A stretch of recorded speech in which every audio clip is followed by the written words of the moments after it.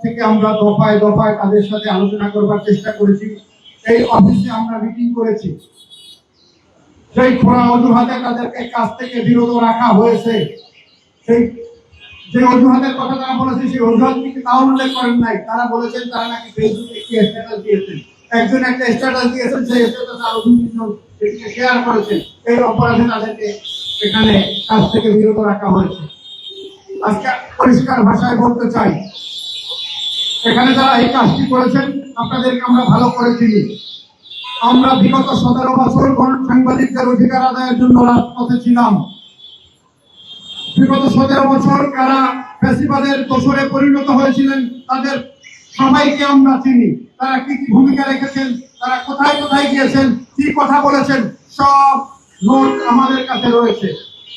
আজকে তাদের উদ্দেশ্যে পরিষ্কার করে বলতে চাই যে গণমাধ্যম কর্মীদেরকে আপনারা খেলার গুটি হিসাবে ব্যবহার করবেন, আপনারা মালিক পক্ষ থেকে সুবিধা নেবেন, আর যারা পেশাদার সাংবাদিক তাদেরকে আপনারা রাস্তায় নামিয়ে সেখানে শান্তিতে চাকরি করবেন আর শান্তিতে ঘুমাবেন। সে শুধু ঢাকা সাংবাদিক ইউনিয়ন আপনাদেরকে দেবে না পরিষ্কার। আমি আপনাদেরকে বলতে চাই, যারা এই কাজটি করেছেন, এখানে আমরা শুনতে পেয়েছি যে এখানে দেশপ্রেমিক এবং জুলাইয়ের পক্ষের সাংবাদিকদেরকে বিতাড়িত করে এখানে ফ্যাসিবাদের দোসরদের তিনি এখানে নিয়োগ দিচ্ছেন এবং তাদের নিয়ে তিনি প্রতিনিয়ত এখানে বৈঠক করছেন। এই তথ্য আমাদের কাছে আছে।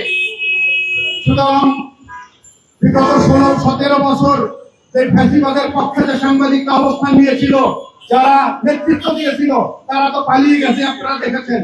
আজকে অনেকে বলেন যে সাংবাদিকরা জেলে আছে, সাংবাদিকরা পালিয়ে থাকতে বাধ্য হচ্ছে। কারা পালিয়েছে আপনি বলেন তো?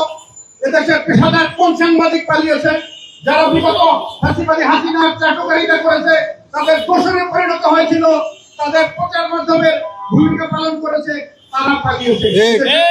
গণমাধ্যম কর্মী যারা পেশাগত দায়িত্ব পালন করেছে, তারা পালায়নি।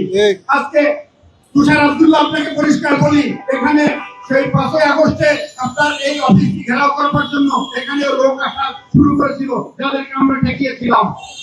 আপনাকে অফিস থেকে নামিয়ে দেওয়ার জন্য এখানে একদল সাংবাদিক তৈরি হয়েছিল।